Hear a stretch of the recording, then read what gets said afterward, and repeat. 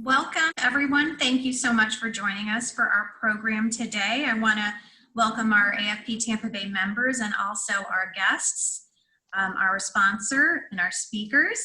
And before we introduce Bob Carter, I just have a couple of announcements that I wanted to share with you.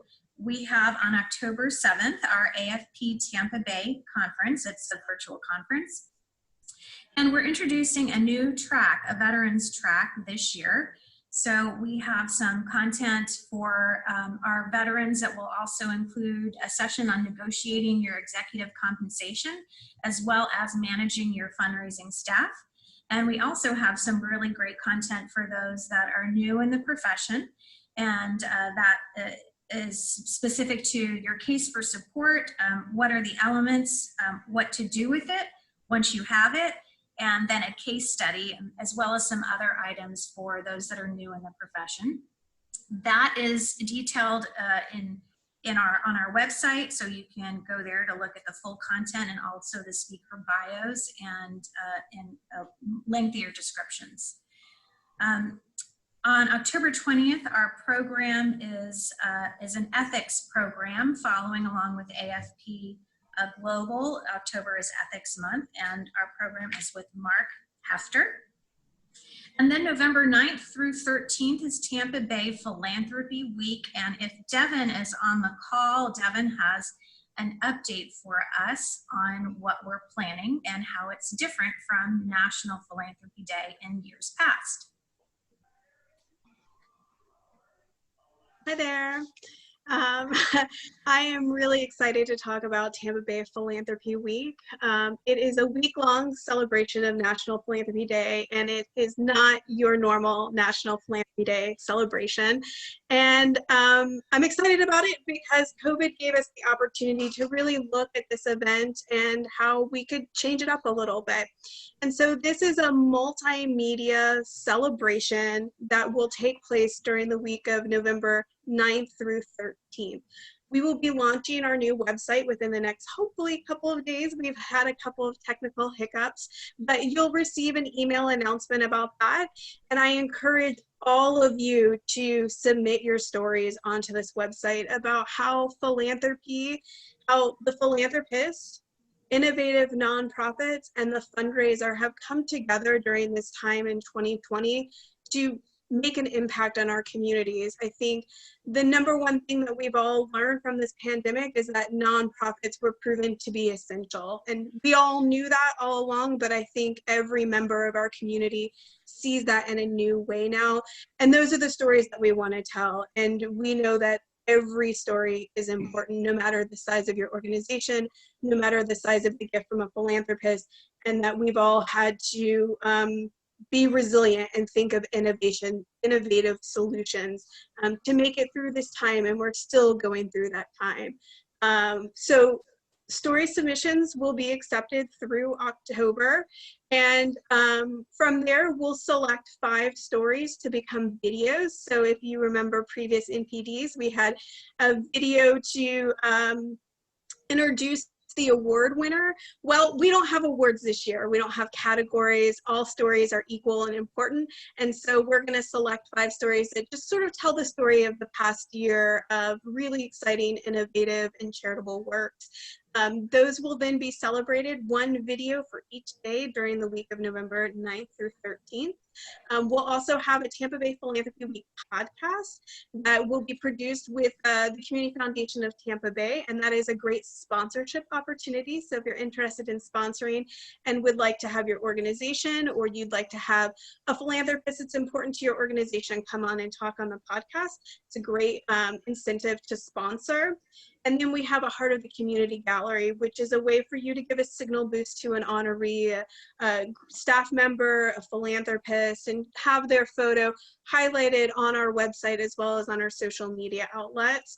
And that's a smaller price point of a sponsorship level. So in addition to all that wonderful multimedia work that we'll be doing, AFP Global is also working to have a nationally known philanthropist be a keynote speaker on that Thursday, November 12th. So we're waiting on updates from Global in that regard, and we'll send that out. But my big message to you is now your story is important and we want you to share it. So keep an eye out for the launch of the website, and please do submit your stories. Thank you, Devin. And Holly has put the link to our Facebook event page for Tampa Bay Philanthropy Week. And I thank Devin and Holly for being so creative this year. And I love how AFP Global is coming together with the chapters with a keynote presentation, and we look forward to that announcement as well. So thank you. And I also have just a reminder, there is a short membership orientation after the meeting today, so please stay on if you're interested in learning more about your AFP membership and the benefits that you receive as being a member. And so now I would like to move to today's sponsor, Carter, and welcome Bob Carter to say a few words. Bob is a former chair of AFP Global, a longtime board member, and is in the Sarasota area, but certainly works in many areas in Florida and around the country. So Bob, welcome, and thank you for your sponsorship support. Sure, thanks. Good morning, everyone. We're on behalf of our whole team, which is about 35 consultants. We want to thank you for giving us a chance to sponsor. We're delighted to be in a position to do that kind of thing. We were particularly excited that you have Lorna Taylor speaking today. I think that's completely relevant and really particularly heartening in this time to hear from somebody who's not only personally but corporately engaged in an organization or a company that supports the community. It's kind of a full immersion, that philosophy that I see her operating from. So we love it when we have a chance to sponsor people who speak like that, particularly as we move during COVID and some of the other unrest that we have. I talk about this all the time, and behaviors from moving from fear to hope. And, we're always hopeful. Fundraisers are, we're the people with the glass half full because there's plenty of other people to empty our glass every morning if we choose to do that. So I think that hopefulness is one of the things that you'll hear about today in our community, which is Tampa Bay area and others. A little bit about Carter, because we're working in 8 different countries now, and I'm a member of the new board of the WHO in Switzerland that we just put together to raise private funds for the first time for the World Health Organization. Who knew when 20 months ago I started working with them that they would be in the news and the US would do what they've done with them. But anyhow, I'm the only US person on their board, and I enjoy looking at philanthropy from a global perspective and then understanding what that really means to us in our own hometowns and our regions. And they're all linked very closely together. I mentioned at Carter we have 35 consultants. We have over 500 years experience in the firm. We do work with Tampa Bay clients and partners ranging from, I guess, Berkeley Prep to the Straz to any number of other organizations up there, Hillsborough Community College and so on. And we love to work at home. It's one of the things that really makes us feel good about our work. We get to stay home. Of course, we've been staying home for 6 months now. I've had a serious rash ever since I stopped flying in March, but I'm assuming I'll get back to that. The good news was we were used to doing Zoom and everything else with our international work, so we just had to accelerate our capacity to do bigger and better Zooms. So anyhow, the 3 focuses of foci, if you will, of Carter are strategic planning, fundraising, and governance. They're the 3 areas that we concentrate in, and working with small, large, and medium nonprofits. We have an amazing philanthropic community in the Tampa Bay area, as well as Sarasota, in the county surrounding. And we enjoy being a part of that and doing our little part in helping that reach as many people as possible. So with that, I just want to thank you for letting us sponsor. I know you're going to have a good session. And I'm going to have to get off of here because I just got a new knee. So I'm in the midst of my physical therapy for that. So I'm either icing or training these days. So thanks for letting me get into your meeting for just a little bit, and have a great meeting. Thank you.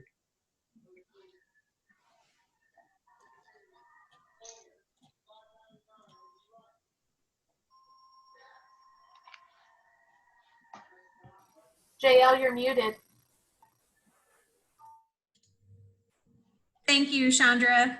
I just was thanking Bob for his sponsorship support, wishing him a speedy recovery with his knee and physical therapy, and also best of luck with the efforts for fundraising for the World Health Organization. Okay, I'd like to go ahead and introduce Kevin Bakewell, and I just want to make sure that my sound is good. I think Chandra will let me know if I still need to change things. You're good. Introduce Kevin, a friend of AFP Tampa Bay, and an individual who's passionate about supporting nonprofits in his profession. And these are passions that have evolved over a 45-year career at AAA, and which have guided his focus since becoming a freelance public relations practitioner and principal of Bakewell Public Relations, LLC. Before his retirement from AAA in January of last year, Kevin was responsible for all public affairs operations in 11 states and 2 U.S. territories. As Senior Vice President and Chief Public Affairs Officer, he was head of corporate social responsibility, legislative advocacy and lobbying, media relations, community engagement, and corporate communications. He is currently serving his 3rd term as board chair for Preserve Vision Florida, the state's premier nonprofit dedicated to preserving sight through vision screenings, corrections, medical treatment, and advocacy. Join me in giving a warm welcome to Kevin. Thank you so much, JL. Appreciate it, and glad to be with you all today. And an honor really to be moderating this conversation with a philanthropist featuring a dear friend of mine. And I'm just going to give you a little bit of an intro of her right now. I've asked her to share a little bit of information that would have normally been something that I would read in her bio, because I think her sharing her story is so powerful. And as we have seen during our preparation sessions for this. So Lorna Taylor is president and CEO of Premier Eye Care, a leading expert in national managed eye care that provides services and administration of everything from routine vision exams to complex ocular surgical procedures. She's also, as I said, a very dear friend and vice chair of Preserve Vision Florida, a statewide nonprofit whose board I'm privileged to chair. Premier manages full risk medical and routine ophthalmic care for over 4 million people, and is recognized for industry-leading technology-based solutions and a successful corporate culture, which has earned it, among other things, a national ranking as one of the 75 best places to work for millennials. Lorna is an accomplished leader, both in directing Florida-based Premier, which is one of the top 75 and fastest growing private companies in the state, and in making an impact in the community. Premier has ranked for 10 years as one of Florida's best companies to work for, and earned the #1 spot among mid-sized companies in both 2019 and 2020. Lorna was named as an Entrepreneur of the Year by the Business Observer, received the Tampa Bay Ethics Award from the University of Tampa Center for the Ethics, the International Women's Day Leadership Award from Working Women of Tampa Bay, the Mildred M. Baynard Founders Award from Preserve Vision Florida, the 2019 Patron of the Arts Impact Award from Tampa Bay Businesses for Culture and the Arts, and the Pinellas County Urban League's 2020 Whitney M. Young Jr. Leadership Award. She's also been recognized as Supporter of the Year, Faces of Philanthropy, by the Florida Museum of Photographic Art, as a Women of Distinction by the Girl Scouts of West Central Florida, as one of Academy Prep's 2020 Fabulous Five, and with the Light of Sight Award from the Lions Eye Institute Foundation. Personally, Lorna is involved in a wide variety of community and nonprofit causes, including board positions with the Dolly Museum, Tampa Bay Businesses for Culture and the Arts, Arts Conservatory for Teens, Preserve Vision Florida, University of Tampa Board of Trustees, the Athena Society, and the Foundation for a Healthy St. Petersburg. A graduate of Princeton Theological Seminary with a master's in divinity and concentration in social ethics. Lorna lives in St. Pete, Florida, where she enjoys her 2 rescue pups, travel, art, and the vibrant cultural life of the Tampa Bay area. And Lorna, it's a blessing to have you with us today. You really do have a truly compelling story of your philanthropic journey, one that's impacted you not only personally, but obviously has impacted the corporate culture at Premier. So perhaps we could start with any opening comments you wish to make and then sharing a little bit about that story. Thanks, Lorna. Sure. Thank you so much, Kevin. And I would be remiss if I didn't say that of all the boards that I've served on, Kevin, it's been such a privilege to serve under your leadership at Preserve Vision. You're the type of chair that's remarkable because of your commitment to the mission. It's very deep and wide, but you also bring such great business acumen to our governance and financial oversight. So it's really an honor to work with you over all these years. And I also wanted to thank Chandra, who has represented AFP so well. She was incredibly organized in preparing us all for today. And JL, I want to thank you for your volunteer leadership as chapter president. I know how busy you are with your vocation, your day job, and I just think it's remarkable with everyone who's also doing such tremendous avocational work. And then leading up today, I also had the pleasure of meeting Taylor Traviesa and Jamie Powell. And Robin Delaverne is someone that I adore and really think so highly of at TGH.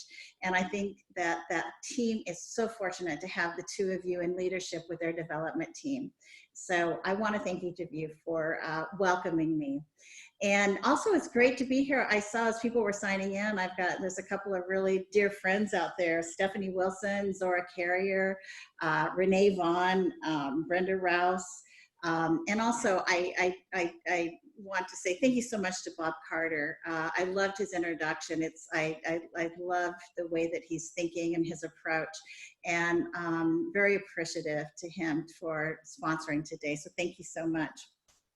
So in talking about my journey, Kevin had mentioned he was going to ask this, and I asked him if maybe I could take a little longer on this, and everything else will be really short because, you know, I'm in my 60s. It's been a journey, but I do think a lot of this starts when we're really young. And in childhood, I was raised with the understanding that words without action are empty. So for my master's degree, as Kevin mentioned, I went to Princeton Theological Seminary, and there I was exposed to some incredible people that were working in the social justice and equity space around the globe. And it was there that I started first thinking about corporate responsibility and the possibility of making an impact for good as a business. And this stayed with me until it was, I guess, 27 years ago that I was asked to found Premier. Some venture capitalists approached me and invited me to build this new company, which is Premier Eye Care, the company that I continue to lead. From the beginning, I was very committed to building a company that embraced the core values of diversity, equity, and inclusivity, and whose approach to profit was based on the principles of the triple bottom line: people, planet, and profit. We wanted to be a company that put people before profit, and we were really committed to figuring out how to navigate that path. So in the early years, our contributions to the community were largely through volunteer work, as we were, you know, understandably, like a lot of entrepreneurs, we were barely making the bills. But as we continued to grow and thrive, we had the ability to start giving more financially. There were so many wonderful causes and organizations. So some of our giving was guided by issues that were closest to our heart, like domestic violence. Some that were close to our corporate mission, such as preventing blindness and preserving vision. Our giving was also influenced, though, by relationships. There were so many needs and so many opportunities that it was natural that we would know more about the needs from people that we were interfacing with more frequently. And so I would say in the beginning, our giving was very much relationally driven. And then about 18 years ago, we added a line item to our budget for contributions that year, and that line item was $200,000, which at the time was a significant part of our profits. That line item has now grown as Premier has grown. So flash forward, and millions of dollars later, we started rethinking our giving strategy. 4 to 5 years ago, we asked ourselves, how could we do better and create more impact, social impact? So we had always fought for gender equality in our company and with the organizations to whom we gave. You know, gender representation in leadership and on boards, gender pay equity. But it became clear to us that this was not enough. Many of the staff and boards that we were working with had become gender balanced, but they were still white dominant. So let me just give you a little quick backdrop on Premier, which is my company. While headquartered in Tampa, our main operations center is on the east coast of Florida. Right now we're over in Boca Raton. And when you walk in the doors, you immediately see diversity reflected through each of our teams. We have 23 teams, and then throughout the company through different layers of leadership.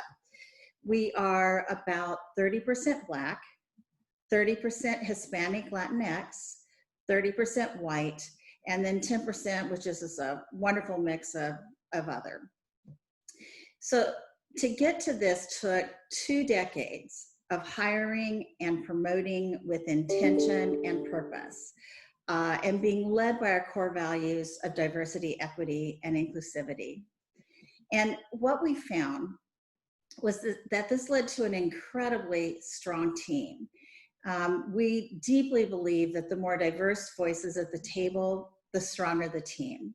And this team has been recognized in the industry for its business prowess and also its corporate culture. And we believe that those two things are inextricably linked. So we asked ourselves, why are we not showing up in the philanthropic world with the same expectations that we have for ourselves? Why are we only inward facing with our values and not outward facing as well? You know, is that fair to our team who all work so hard for every dollar that we give? So about 4 to 5 years ago, I started meeting with executive directors of the boards on which I served and let them know that there would be a transition period, but our team was now considering the following critical components when considering where we placed our philanthropic dollars. So the first thing we looked at was, is the board of directors diverse? Is the organizational staff diverse? And on that note, we really believe that it's important to see people that look like you, whether you're, you know, a kid that's dreaming about what you want to be when you grow up, or if you're walking into an office building for the first time and looking around and you have professional aspirations. It's important to see people at every level of leadership that look like you or have maybe a similar experience. The third thing we were looking at was if there were events, and many of our nonprofits, of course, have like an annual fundraising event or many other events, is there outreach to potential guests that would bring diversity to the event? And part of this means, are we putting on an event that feels welcoming to persons of color, to the LGBTQ+ community, and to others? Then at those events, whether they're virtual or in person, is there diverse representation on the stage and at the podium? Lastly, and the fifth thing we really look at is, if there are annual awards that are given, are those honorees diverse? So when selecting the honorees, are we looking at it through a lens of DEI, diversity, equity, and inclusivity? So this was very interesting. It was sort of a grand experiment, but something we were very committed to. Several directors said, wow, yes, we need to be there, and they pivoted on a dime. They jumped right in. They engaged in anti-racism and cultural competency training. They immersed themselves in best practices, and they fairly quickly diversified staff and boards. So for some, this took maybe a year, which was really lightning speed, because it takes a while to diversify a board and staff, as you know. For others, it was more like 3 years. And then there were some who made very little headway. And those tended to be the larger boards, the institutional boards that historically have been white male dominated, and they have a very deep slate and bench moving into leadership. So change there takes a lot of time. And so with that, I looked at the decision and I talked to my team about, do we consider each of us serving on the boards we serve if they are mainly white and we see changes happening very slowly. But I talked about it with several mentors, and one of my longtime mentors who's in her 70s, she's Black and she's a Tampa Bay treasurer. She said, Lorna, if you don't have a seat at the table, you don't have a voice. So she urged me to stay. Now, I have stepped off several boards, but that just happened to be because of time and bandwidth. I just simply didn't have the time. So I continued on, I've continued serving on these boards with the knowledge, though, that I have a personal responsibility as a white person to speak up at every opportunity to increase knowledge and understanding and to help to move the organization forward to diversity, equity, and inclusivity. However, the dollars that we're dedicating to these non-diverse organizations, we are slowly starting to redirect those to organizations that do align with our values and the values of my team. So Kevin, that's where we are in our journey right now. Yeah, that's great. And I have to share that, Lorna's impact, as she's just shared, is influenced my leadership as a volunteer leader, specifically as chair of Preserve Vision Florida, related to not only the diversity that we really need on our board of directors, but also those whom we honor. Looking at, those individuals that we've honored as a person of vision over the last several decades and making sure it's a diverse group and diverse representation. And on the board members, and I will tell you, both these things are, there has to be some intentionality about it. So again, thank you, Lorna, for that. The personal influence you've had that I think is making our organization better. I wonder if you might elaborate a little on the extent to which your management team is involved in your corporate philanthropy decisions. I mean, you obviously made it clear that it's not just you, it's not Lorna, it's the organization as well. Can you share just a little bit more about their involvement in how you choose, I guess? Sure. So in the beginning, they were not as engaged. But as we've grown as a company, we're now a $175 million company. We have 23 teams, over 100 staff, which is large given the fact that we're mainly a technology company now. We gather and talk regularly, whether it's our executive retreats or it's our quarterly meetings. And things also are not held off for meetings. If things come up more quickly, then we respond more quickly to it. But we have discussions that often are very educational for each of us. Certainly after the murder of George Floyd, we realized we had more education to do in the area of anti-racism. One of our vice presidents has a son who has severe disabilities, and that's provided an opportunity for us to really dig in and learn there. And now some of our corporate dollars have been directed there. Because of what we do, we're very aware of organizations that are doing tremendous work in the areas of preventing blindness and preserving sight. So again, efforts there. So there's certainly a lot of discussion that takes place through it. Because a lot of our longtime partnerships started when the company was rather small.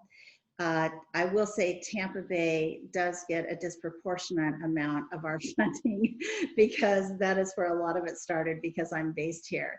But we're also doing Florida-wide national and international giving.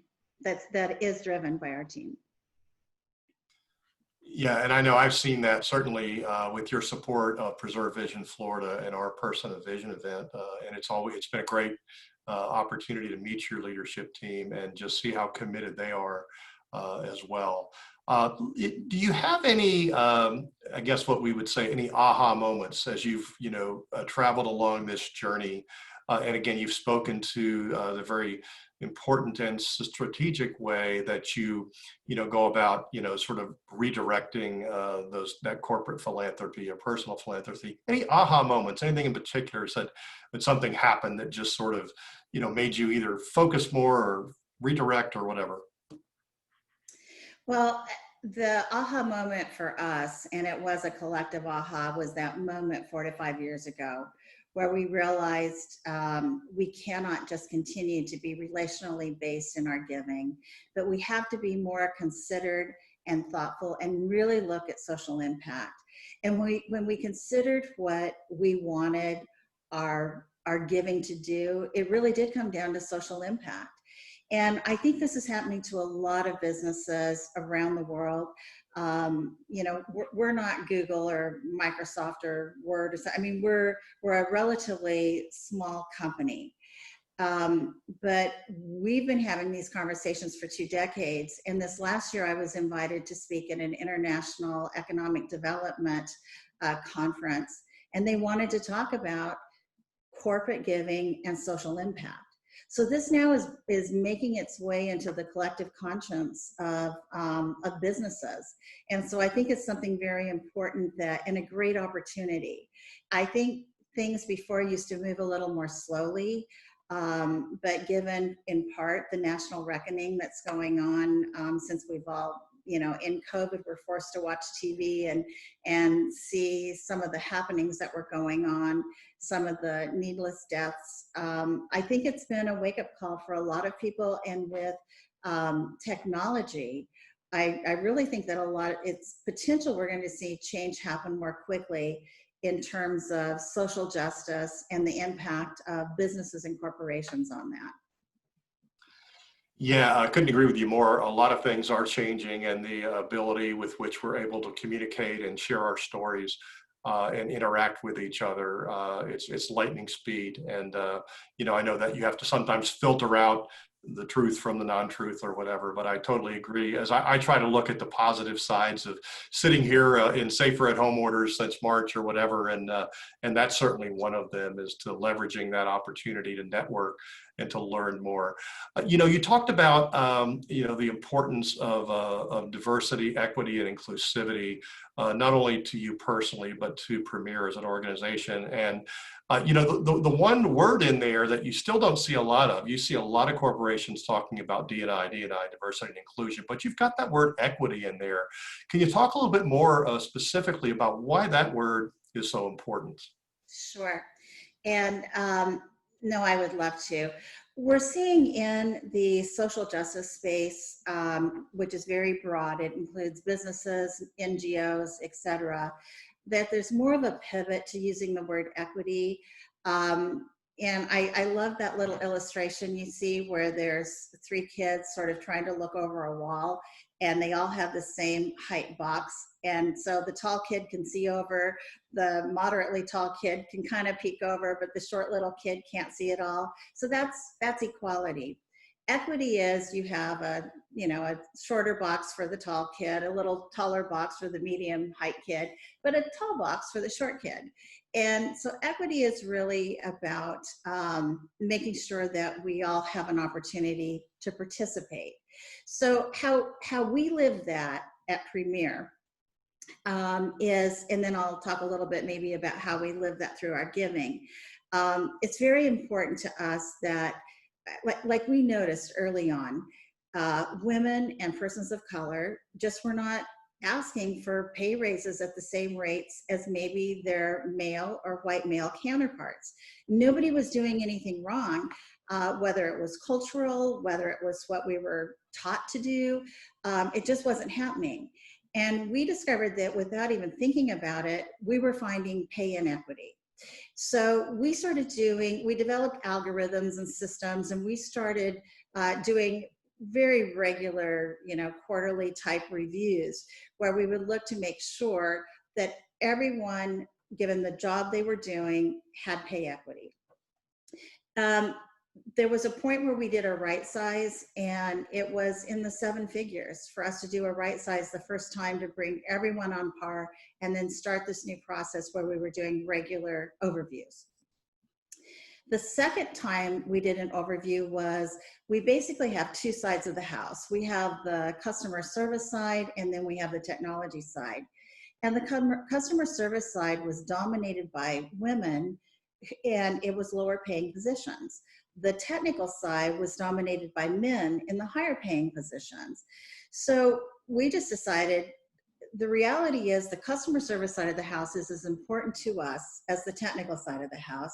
So we gave about a 30% adjustment across the board to the customer service side of the house, bringing everyone on par. And we found something really fabulous happening. We found that we had more than men coming into the customer service jobs. And then we started working to train women so that they were stood up and they were ready to move into these technical positions.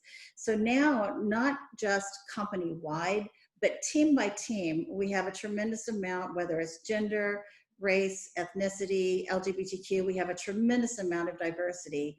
And again, I come back to, that's what makes a strong team.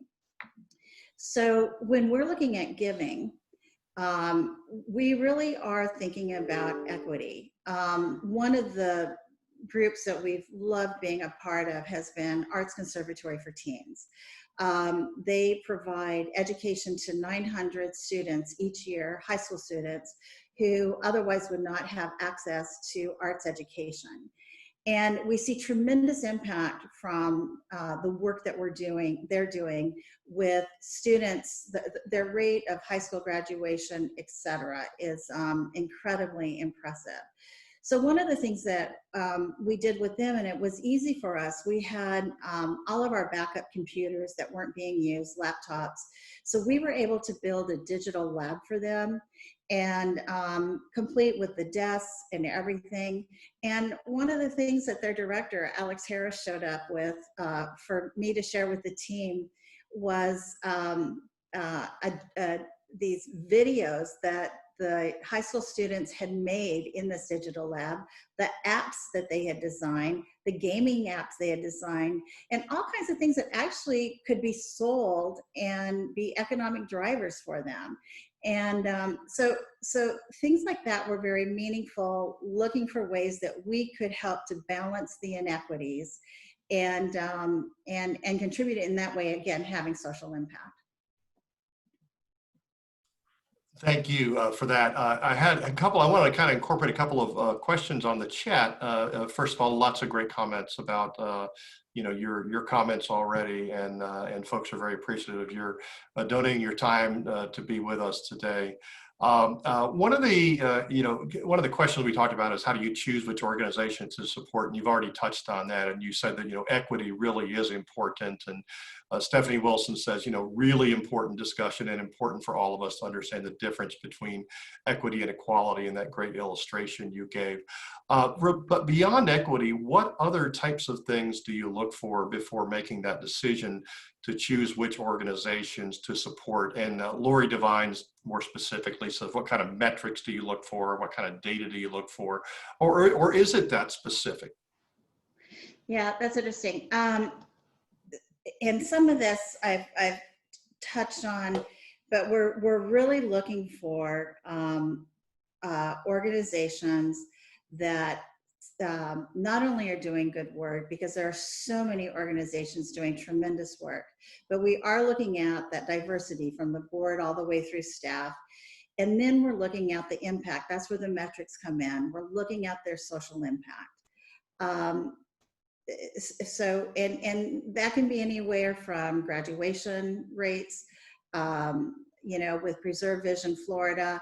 I often receive from their executive, their CEO, photos and stories about children who we maybe provided surgery for them, or we maybe provided free eye exams that led to the discovery of some kind of debilitating disease, eye disease.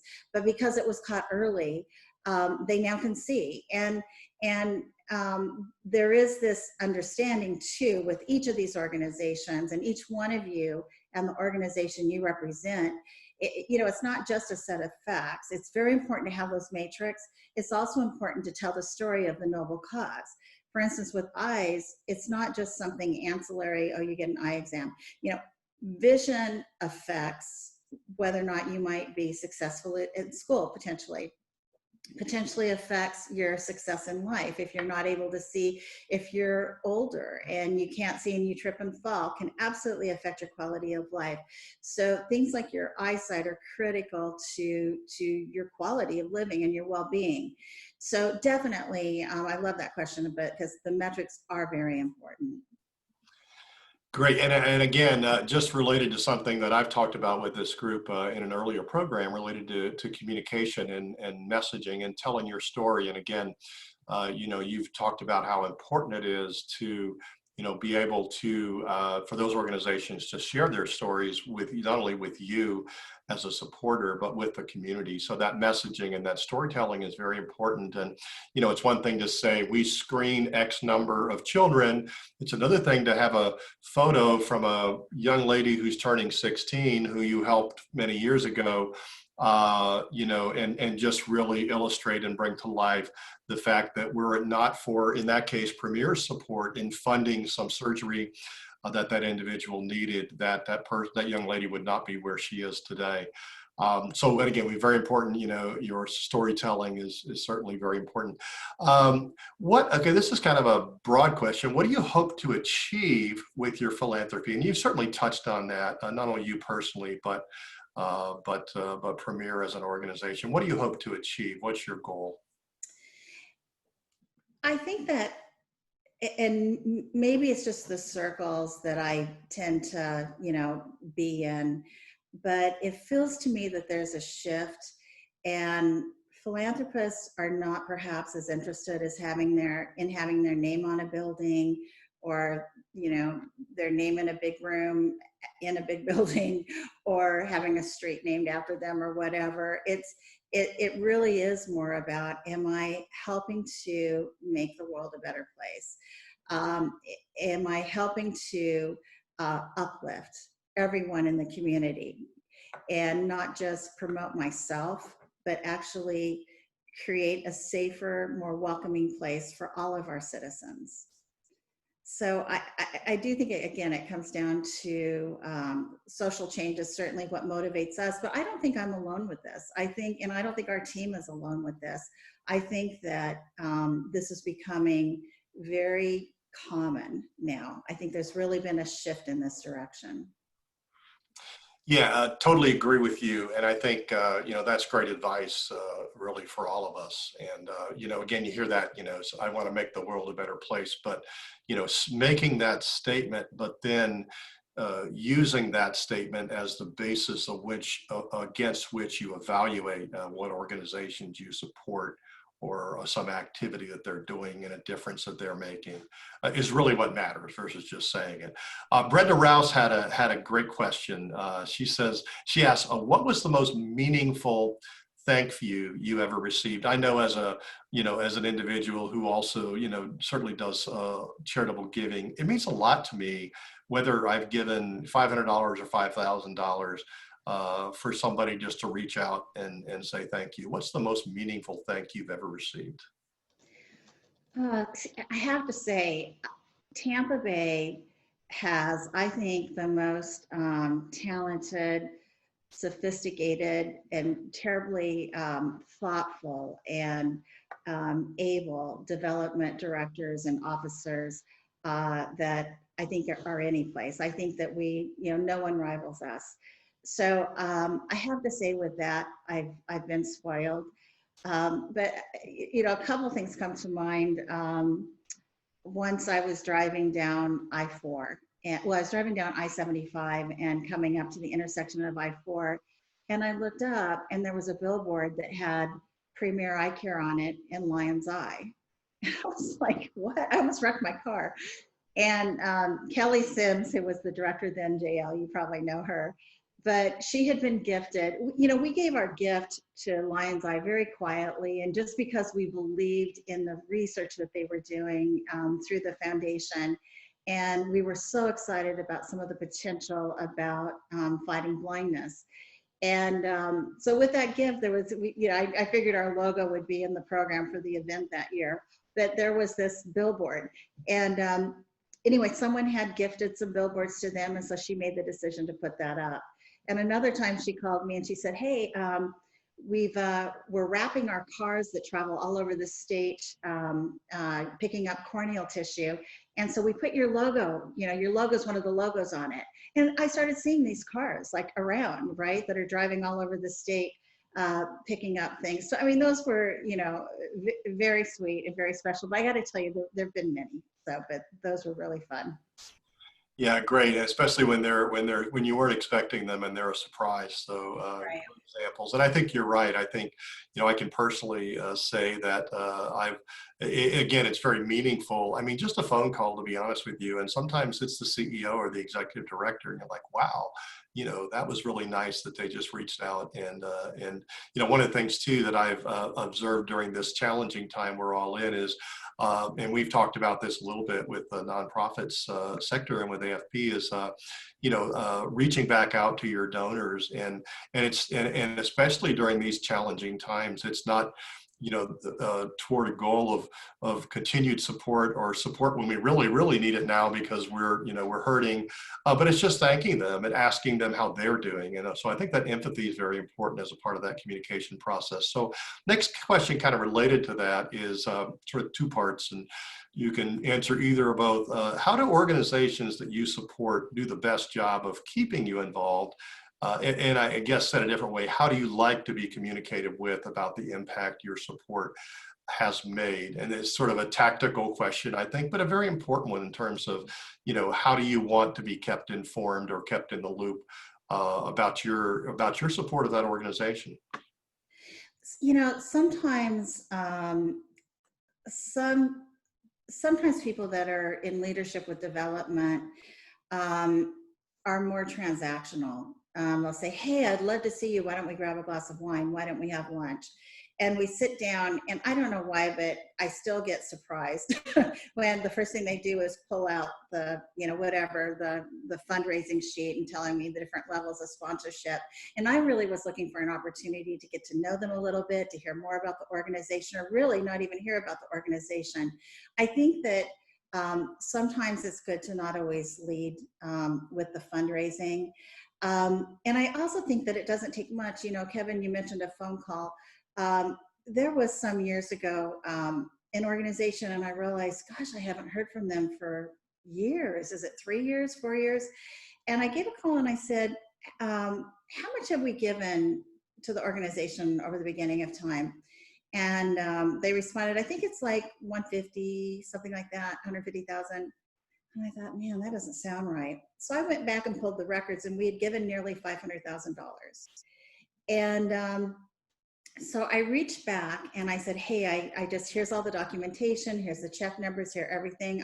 I want to make sure that you received it, but I also want you to know, you know, I just wanted to make sure that we were on the same page. And as I look back, probably 7 or 8 years, I had never really even heard from them.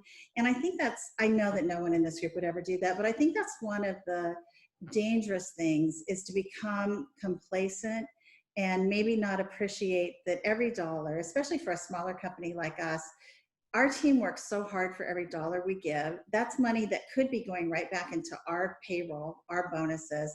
And instead, we really believe in having a strong corporate philanthropic arm. And so this is an important part to give.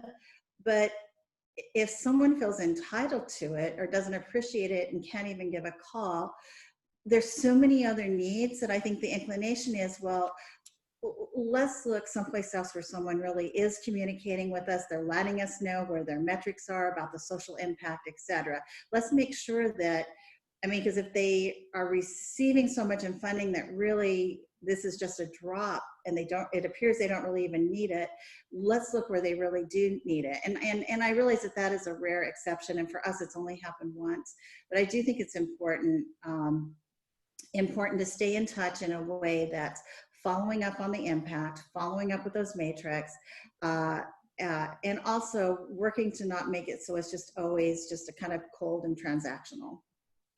Yeah, great advice. And I think, again, it sort of validates the importance of not only keeping in touch and communicating with your donors and with the public at large too, and not just big donors, but big and small, but also the importance of the message. What's the reason you're having a drink with me or coffee with me or whatever? And then the first thing is the folder comes out and here's our sponsorship levels. But really, and again, I think that's especially important during this time that we're in right now. When some of the folks who used to be big supporters simply aren't able to support. And so, what is the purpose of your message is so important. So let me see, this is one of those kind of before and after COVID, and you can't really say after COVID because I know we're still in the midst of it, but the question is, are you being solicited for more or less gifts during this pandemic, or the same? Yeah, our longtime partners are very much sticking close, and I'm calling them a lot more. I used to maybe be more passive, and now I'm actively reaching out, seeing what's going on. This hit when several of our groups were planning spring events that had to be canceled, and then the ones now into the fall, hoping those would happen. A lot of those now are canceled, and really now they're seeking dates into 2021. So what we did was we've made sure that we fulfilled what we were going to do for events this year. We went ahead and funded those immediately, and then we've looked for extra funding that we could pull. And so this year, just out of different buckets, we were able to find a little bit, for instance, to give to a grassroots group that was trying to provide masks and PPE for an underrepresented community that just didn't have access to it. And so, it's changing in that way. And we're just very hopeful and prayerful that all of our organizations are going to make it through this. This is a really tough time. Yeah, it's definitely challenging. And again, you think specifically the nonprofits, again, some of them are struggling because of the fact that the philanthropy, the donations that they were able to receive in the past have gone down because some of those same people are in positions now where they just can't give. But at the same time, they have that increased demand for their services. And so, you've got two different things tugging at you. Question from JL, how would a young professional who does not serve on an executive or leadership team influence an apathetic equity philosophy for their nonprofit? Boy, what a great question, without jeopardizing their job, oh, by the way. Yeah, so I love that, JL. That one's tough. And I had the luxury when I was, early in my career, I didn't face that. So I can only sort of guess at that. But I think a lot can happen when there's more than one person. And I think if someone who's young is also looking, or earlier in their career, links up with other people in the company that are like-minded or in the organization that are like-minded, and really starts, whether it's and I know of this happening now at two large nonprofit institutions, but they're smaller committees that have joined together really to have effective change with DEI. It really has to be all the way from the board, all the way through the organization, up, down, sideways. It's got to be complete and saturated. But you can start with a committee or work group of staff who develops a DEI policy, that runs it up the ladder to leadership, asks the leadership to present it to the board. And I think that's a way, the more somebody hears something, the more open they become to it. And I do think that there's this opportunity in this day and time whereas before maybe somebody would have dismissed it or just thought it, oh, it's just another idea. Now I think there's more pressure on organizations and corporations to really listen and consider what they can do. So I think if there was ever a time to form a group like that and start working on your own DEI policy and position statements, and then saying to leadership, this is really something the staff would really love for us to do, and then asking leadership to embrace it and asking leadership to take it to the board, I think that could be, that would be probably a good start. Yeah, great question, JL, and thank you, Lorna. Great response. I do think, number one, you mentioned there is an expectation these days more than there has ever been. And I think also, you know, AFP certainly I know has a major focus on this area in my profession, Public Relations Society of America as well, and has a lot of activity going on to sort of elevate the level. And I know a lot of folks in my profession, particularly those who are maybe in this boat that JL mentions, where they, you know, they're with a company or a corporation, maybe a big company, and really want to get something going that they kind of feel like, boy, they might be, you know, swimming upstream or whatever.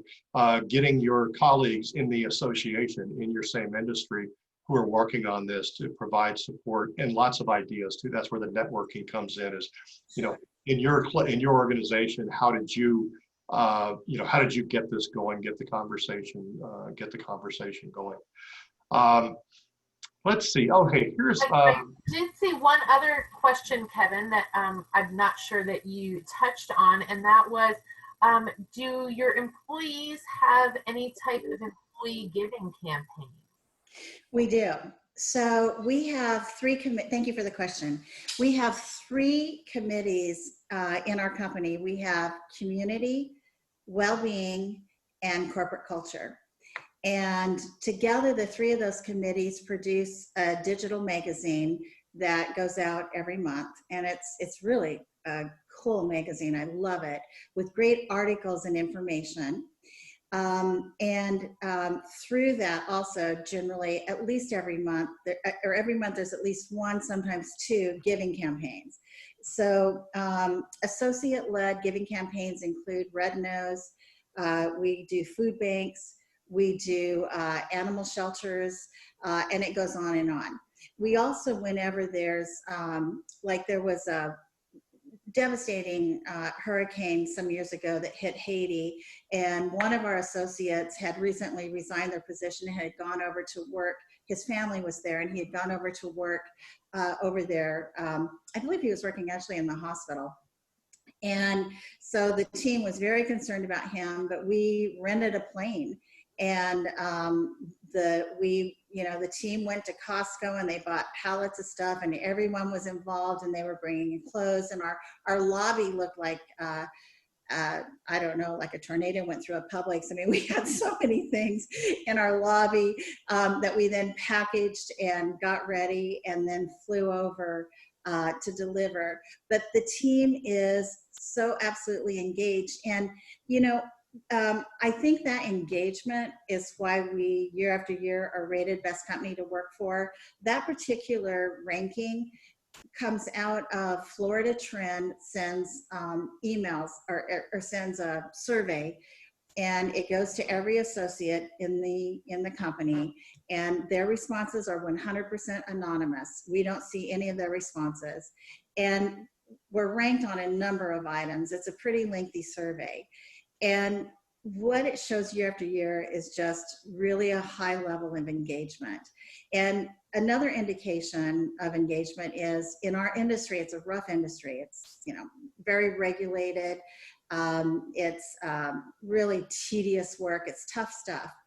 But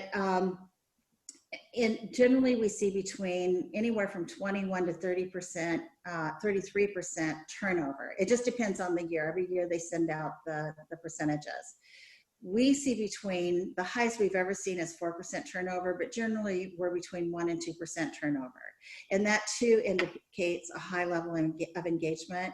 And I think that's, again, because of the corporate culture that really embraces the team being engaged not only in these giving campaigns that the associates are organizing internally and using their own funds to do, not just corporate funds, but often we will match whatever they're giving, whether it's, Red Nose Day or whatever. But they're also doing beach cleanups, or they're doing rides, like bike rides and things for a cause. They're just a highly engaged team. Yeah, great question and great answer. And I think that engagement is the key. I know that, certainly there's a lot of corporations, my former one of them, were, heavily involved in, sort of more formalized campaigns like United Way. Nothing negative at all about United Way, but I know what we saw through our employee surveys over time, and they were actually employee engagement surveys, by the way, was that people wanted that opportunity to make a real, meaningful, relevant difference in their respective communities. And so we diversified the opportunities that we had to provide our employees, both ones that the company also sponsored, but also the matching that you're talking about. It's not a one-size-fits-all thing, but I think engagement is the key. Okay, here's a kind of a tough question that somebody put out there. How does an organization begin to diversify when the community itself might lack diversity? We talk about, we want our organizations and our boards to reflect the community. So real tough question. Any comments on that? Well, I mean, speaking for Tampa Bay, right? We're 50% white, 50% Hispanic Latinx, and 50% black, or 50% white, 25% Hispanic Latinx, and 25% black.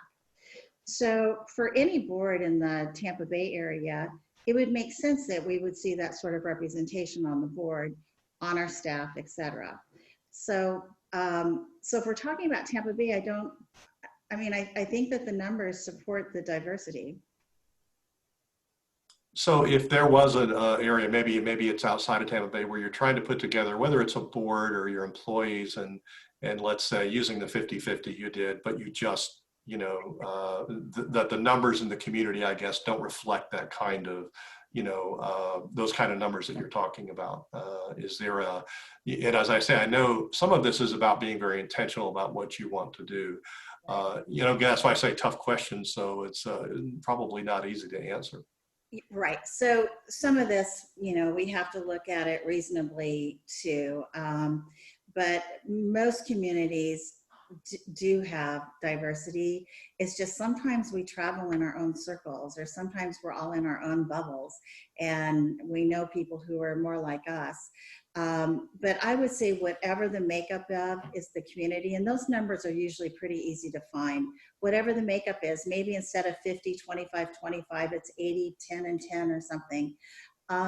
Just to take a look at that and try to honor that in being, again, very intentional and purposeful in how you're seeking out new board members or associates, employees. We had some great headhunters, but I will say at the beginning, we really had to work with them so they understood what we were trying to achieve. And so they would bring a very diverse slate of candidates to us. So we couldn't expect that just to happen by accident. We really had to talk about it and make sure that they bought in and would work with us in being a partner who would bring forth those diverse candidates.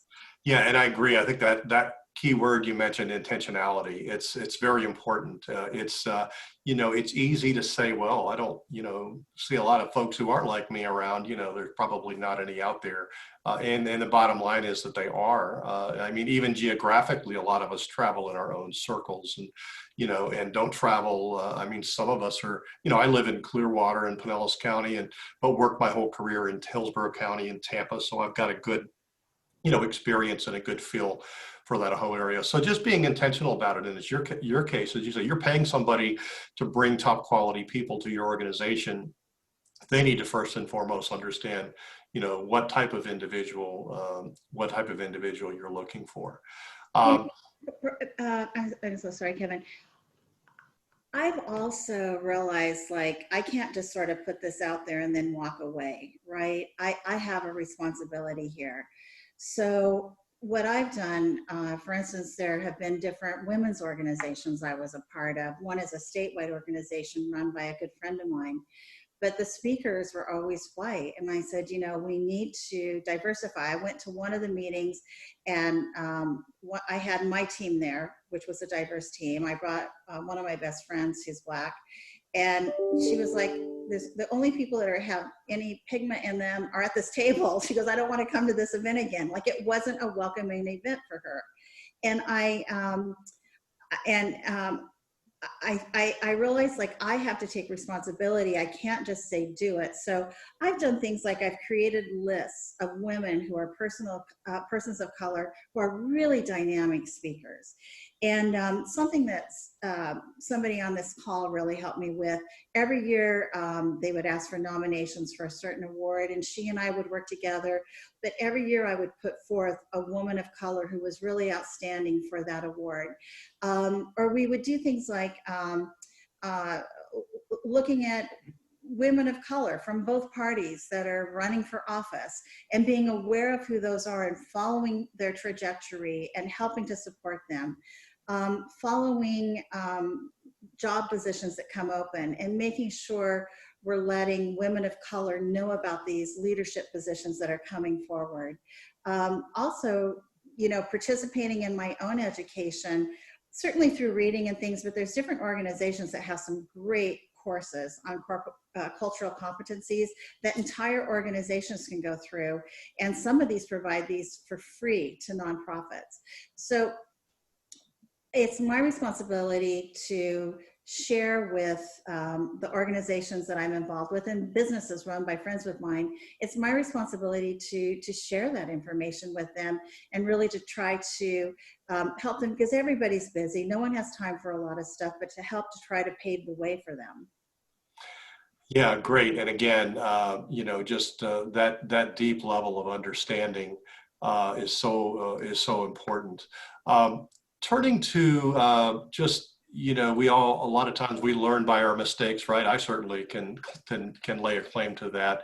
And I think the huge benefit that you and your organization have going, Lorna, and with Premier, is the fact that you kind of know what you're looking for up front in terms of where you intend to give. And if you can, you know, up front sort of make sure that that organization sort of meets those, you know, those criteria, intangible and tangible, you know, then you hopefully will have a good relationship. But can you share an experience, not necessarily having to mention names, that did not live up to your expectations, where you went into a relationship that you thought, you know, was going to be good, and ended up saying, you know, maybe I'm not going to re-up next time? There have been a couple, but I have to say, overall, my experience of the professionals in the philanthropic world has been so positive. And it's something that I couldn't do. I couldn't ask people for money. I don't have the ability, really. And I'm so impressed with our men and women who, day after day, you know, it's their job 24/7. They're seeking to find support for these key services that are so critical to our community, and to fill that gap. So, I mean, I did mention the one situation that had happened with that one group, and that was really just a one-off. You know, I've never experienced anything like that before. And I would say, like, the only other thing is, and again, I mean, this is more something probably that maybe would be more meaningful to business people who are coming from that side of it. But when you do start creating guidelines for giving that are going beyond the practical metrics, but are also looking at the social impact metrics, right? Because it's all super important. It's not always going to be understood or well received. I was in one board meeting, and surrounded with people I absolutely love and adore. And we were looking at honorees for that year. And they were getting ready to vote on the slate of honorees. So it was multiple persons for the year. And every honoree was white. And I said, look, the bit I give is not going to make or break this event. You know, it's not going to mean it'll be spectacular or a disaster. But I would be remiss if I didn't mention that we're not going to be able to, I mean, I have a commitment to my team, and we're not going to be able to, be one of the sponsors for the event. Well, I'll come still, and I'll support you just by presence, but we're not going to be able to give money to support this event if there's no diversity in the honoree slate. And one of the board officers who was sitting at the table, under their breath said, "Way to hold a gun to our head." And, they said it under their breath, but everyone could hear it. And frankly, it really hurt my feelings. But, I just had to take a breath and say, I can't expect everyone to hold close the values that I hold close. And also, we're all at different places on our journey. So I did just take a pause, and then I said, we have been longtime supporters forever. I love this organization. I love this mission. But I think it's important to understand our team works so hard for this money, and these values are very important to us. And I don't want you to ever to think that this is like, this money will always be there. I mean, we can make choices with it. And because that sense of just, it would always be there and that the organization was entitled to it, I think that was, that struck me. And I will say afterwards, I mean, I had so many board members really apologize and different things, and it's great. It's a great organization, and I'm happy to be still a part of it. But there are those moments, because all of us are growing and changing, and when it's organizational growth and change, it takes time, and sometimes it's really painful, but nevertheless incredibly important. And I do want to say one other thing, Kevin. I heard this, I wish I could find it, but I heard a video. It was a woman talking about, sure, it's great to pay it forward, or to pay it back, but also let's look at paying it right now and sideways, but like right now. And I think the habit of giving can start when we're really young. And I think when we're starting out in a career, we might not have, 500,000 and $1 million and, these large amounts to give, these huge splashy gifts, but we can volunteer, and we can possibly afford the $25, $50, $100, $500, $1,000 gifts. And it's important that that young people really start those habits now. And that gets really easy even through some of the crowdfunding and different things, to give smaller amounts and still have social impact, because a lot of the really wealthy business people, I don't consider myself one of them, but a lot of the really wealthy business people now are sort of aging out. And it's important that that we have a whole fresh group of philanthropists coming up. And it doesn't have to be, like I said, these large, huge gifts. It can really be each of us doing, what we can at that stage in our life. So I think that's going to be a really important focus for philanthropy, and and now and in coming years. Yeah, absolutely. And I know we've talked about that very issue and challenge, if you will, with Preserve Vision Florida. And, we have a wonderful event every year, a gala event, our Person of Vision dinner. But when you look at the folks who are attending that event and the representation, I think we do need to expand that and say, and you're right. I mean, time is money, and time is valuable. And certainly, using you as an example, certainly the time that you donate to Preserve Vision and other organizations and volunteer your time to service on their board, that's worth a lot. I also think your comments, and I know the folks on this call are benefiting from the fact that you've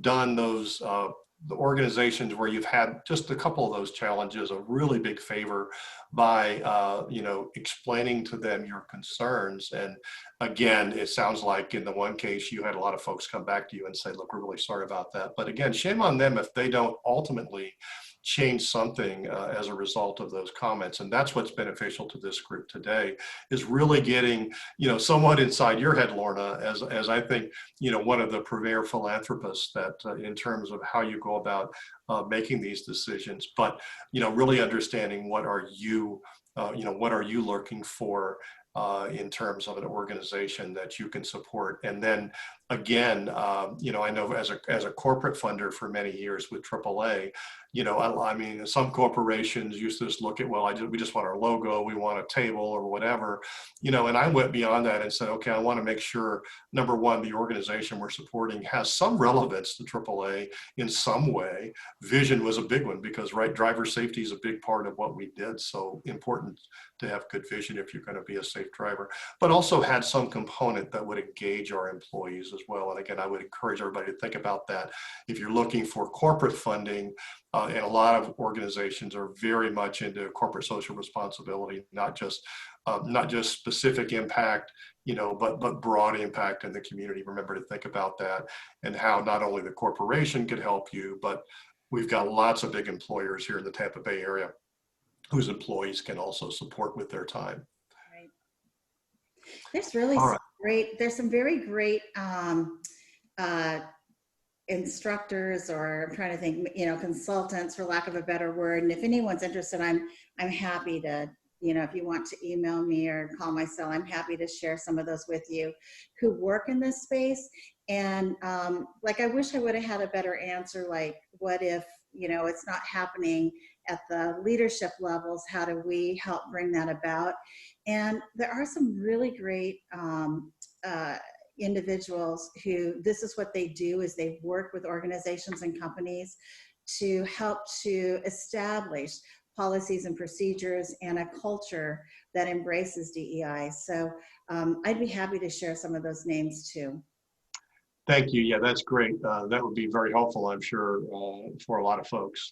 And lots of great comments. Again, Holly Moon says, really appreciate that diversity, inclusion, and equity are something that you take really seriously in your giving guidelines. And again, I would say that, you know, from my corporate experience, again, we kind of looked, you know, broadly and generally at who we would support and why, and relevance and employee engagement and those types of things. And I'm happy to say that as I walked out the door in retirement a year ago, January, we had just set up our own D&I Office of Diversity, Inclusion, and Equity at our corporate headquarters, and setting up employee resource groups and really getting our employees engaged in that. So, you know, so very, very important for all of us. So let's see, a couple other questions here. One is, well, this is going to be a tough one, not to put you on the spot. What's the best gift you ever gave and why? Oh no, I think Brenda, is that Brenda's question? She asked that earlier. That was that billboard. That blew my mind. That was great. Yeah, hers was, what's the best thank you you ever got? Oh, the thank you. Oh, the gift. So this is a little more specific, and I don't know if you can answer that. I mean, you've kind of answered it in terms of what you're looking for. You know what? I think the best gift may have been, there's several friends actually on this call who have given me beautiful gifts, but most of them were the gift of time. It's very easy for the relationship between, as I mentioned before, but between a development director and the donor to become very transactional. You know, Zora Carrier just jumped in the car and took off with me to go down to Miami Art Basel. And we had a fabulous time, but it was like this gift of time and a chance for us to share friends that we knew and, you know, do things with that time in the car. I actually had flown down, but we drove back together, but just that time together at the hotel and running around, it meant so much. But someone just to call and check in or do a Zoom or those mean a lot. You know, Renee Vaughn, who actually is on both sides because she's also a tremendous philanthropist, but her handwritten notes are always just so meaningful and thoughtful. So there have been a lot, but usually it really is just a gift of time, having a glass of wine, having a phone call, just someone checking in. How are you doing? What's going on? You know, heard your mom was sick, whatever. Like that is really more meaningful because in my situation, I don't really need any little trophy. I don't need stuff. And also I want the money to go to the, really to go to whatever the mission is. And even with some events, often I'll say, really, I don't want to have a table, just I'll come, but instead use the money for, you know, for whatever it is that that particular group is doing. Great. Well, thank you, Lorna. We're coming up on the end, and I know that JL has a few closing comments to share. But let me just give you the opportunity, Lorna. Anything else you want to share? I mean, this has just been a treasure trove of information.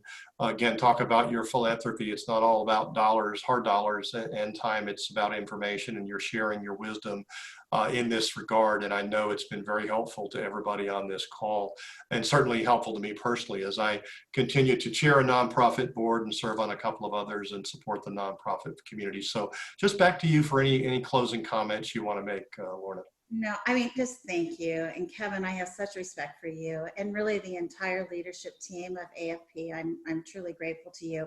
But I just want to make myself available. I don't know if I have anything that will be necessarily helpful, but I am available. And Kevin and also AFP, Chandra, you can feel free to share my email or cell phone. I'm happy to talk further with anyone that's trying to puzzle through some of these things in their own organization or company. I would love to talk with you and share any of the experiences I have that might be helpful. Thank you so much, Lorna. And I'm looking through the comments, and they're just cranking in now. Lots of words like inspirational, inspiring, motivating, helpful, your vision, your commitment, your organization's commitment, honesty, respect, integrity. Lots of those words coming up. And again, so I think I speak for the group in thanking you for your time today, and especially the offer to be able to provide additional information and support in the future should folks have need that kind of information. So thank you so much, Lorna. And I will tell you, it's just a pleasure serving with you, and with you serving as my vice chair on Preserve Vision Florida's board of directors. And you're one of the reasons that I continue to support that organization, both with my time and with my treasures as well. So thank you so much, Lorna. And I will turn it back over now to JL for closing comments. JL. Thank you. And thank you, Lorna, for that offer to continue that conversation with us, either through our organizations or privately. Thank you for your perspective today. Conversations like this that are so frank and honest really help us become better fundraisers and look at what is important to us personally, and also to look at the policies of our organizations and see if it is where it should be, and see what we can do to advance DEI and IDEA. And so thank you so much for giving us this time today. And I'd like to thank both you and Kevin, who's been along with us on this journey through the pandemic this year, for what you do and your volunteer work with Preserve Vision. Providing those vision screenings, especially to the young ones, is so important because it does change the trajectory of a life. And if they're not diagnosed by age 8, those vision issues can become permanent. So thank you for that as well. Just a quick note that if you are interested, our AFP members and guests, in learning more about your AFP Tampa Bay memberships, please stay on for a membership orientation. And also a reminder that on October 7th, we have our AFP Tampa Bay conference that's virtual, and I hope that you will see what we have on the agenda for you that day and register for that, and we look forward to seeing you there. Thank you again, everyone, for another great lunch program, and I look forward to seeing you all virtually very soon. Thank you. Thanks, everyone. Thanks, everyone.